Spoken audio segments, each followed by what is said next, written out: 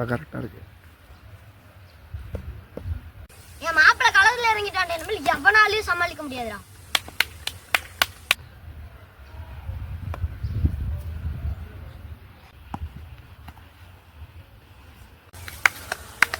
என் மாப்பிள்ளை முத பால் சாமி கூடுவான்டா.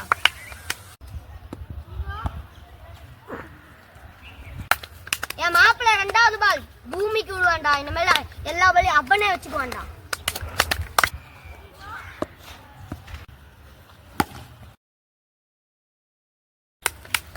மாப்பிள்ளை பாரு, ஏன் சமடா.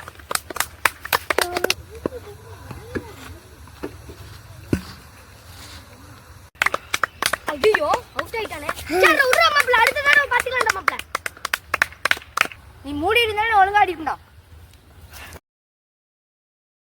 நில்றா குல கத்திரிக்காடே.